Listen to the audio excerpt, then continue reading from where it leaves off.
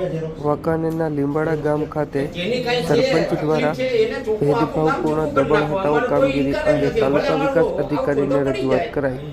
બાબતે પ્રાપ્ત માહિતી મુજબ વાંકાનેર તાલુકાના લીંબાડા ગામની ગ્રામ પંચાયતના સરપંચ દ્વારા ગામમાં ભેદભાવપૂર્ણ રીતે દબાણ હટાવવા માટે ડિમોલેશન નોટિસ ફટકારવામાં આવી હોય, જે અંગે સ્થાનિક ગ્રામજનો દ્વારા વાંકાનેર તાલુકા વિકાસ અધિકારીને લેખિતમાં રજૂઆત કરી આ મામલે યોગ્ય કાર્યવાહી કરવામાં આવે તેવી માંગ કરવામાં આવી છે।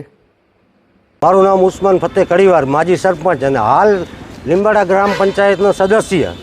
અમારો એક જ હેતુ છે કે જે સરપંચશ્રીએ 35-40 જણાને અંદાજે નોટિસ આપી છે તે એના વિરોધવાળા છે, એની સાથે રહેતા નથી, એટલે સીધા માણસોને નોટિસ આપી છે અને એને જે નોટિસ આપી એમાં અમે સહમત છીએ કે દબાણ હોય તો દૂર થઈ જાય। પણ પહેલાં અમારું રજૂઆત એક છે, સરપંચશ્રીનું દબાણ છે, સભ્યોનું છે, અહીંયાથી શરૂઆત કરેલ અમે રાજી છે, ખુશી છે, અમને કોઈ જાતનો વાદ વિવાદ નથી।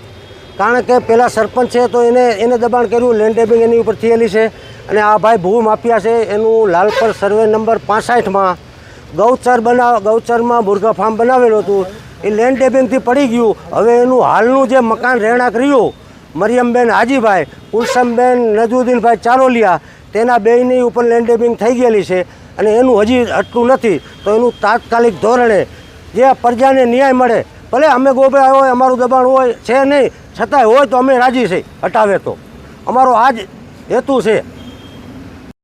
તો વાલા દવલા ન રાખે, ગામ એને કરવું છે સાફ તો આખા ગામને બધાને નોટિસ આપો, એક વાલો ને એક દવલો એની સાથે નોરી નોટિસ આપવાની। અને અમે એની આરે લિસ્ટ આપ્યું છે, એને સરપંચને કદાચ ધ્યાનમાં ન હોય કે મારા માણસો કોનું દબાણ છે તો એની અંદર લિસ્ટ આપેલ છે, એ જોઈ લઈએ અને તપાસ કરી લઈએ। તાલુકા પંચાયત અધિકારી સાહેબ અમારી આ નર્મ અરજ છે કે આનું તપાસ કરાવે અને પછી નિર્દોષ માણસને હેરાન કરે, એને બધાને નોટિસ આપી છે સરપંચશ્રી એકની સાઇનથી।